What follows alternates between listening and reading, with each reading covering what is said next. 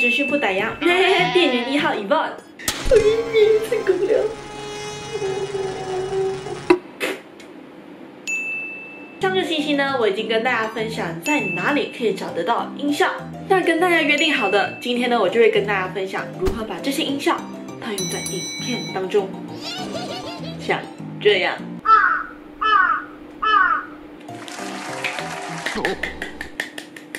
那废话不多说，我们马上开始分享吧。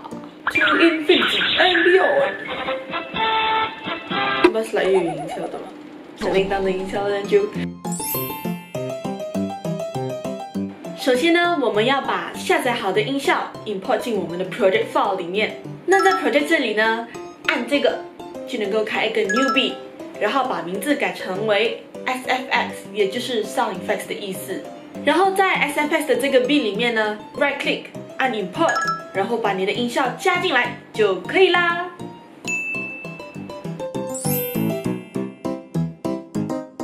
我们已经把音效 import 进 project file 里面了嘛？那现在呢，只要把这个 file 拉到 sequence 当中就可以啦。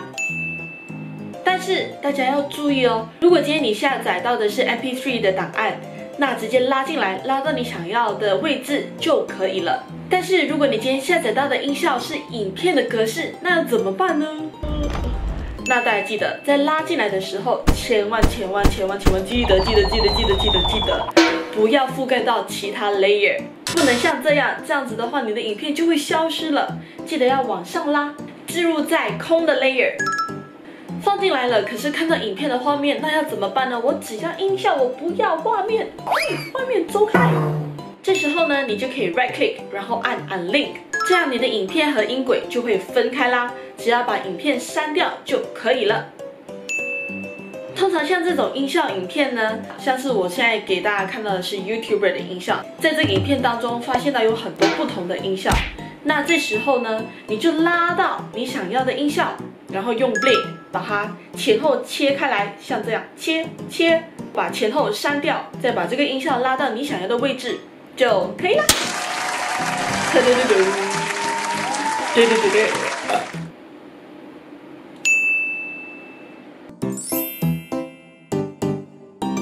觉得音效的声音有点太大，希望它变小声一点点。点一点你的音效，然后 right click， 然后按 Audio Gain， 这时候就会跳出一个框框。在 Adjust Gain By 的这个地方呢，把数字设置为-5，然后按 OK 就可以啦。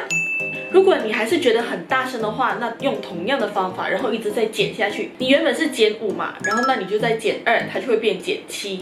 对，就好像数学这样一直加上去。大家要有一个概念，如果在这里调整音量的大小呢，减呢就是代表降低音量，但是如果你只是按数字的话，就代表加，不用放加号哦。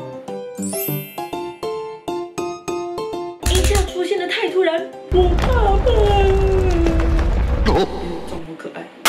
这里呢有2种方法，那点一点你的音效，然后在 Effects Control 的部分呢，你就会看到 Audio 的部分有一个 Level， 在最前端的这个部分点一点 Keyframe， 然后把数字设置为-5，再往后移动5到8格，然后再点一点 Keyframe， 把数字设置为0，播放听听看，就是这样的感觉啦。那到第2种方法就是懒人的最爱，大家呢到 Effects， 然后打 Constant Gain， 把它拉到音效的前端播放，是不是有fade in的感觉了呢？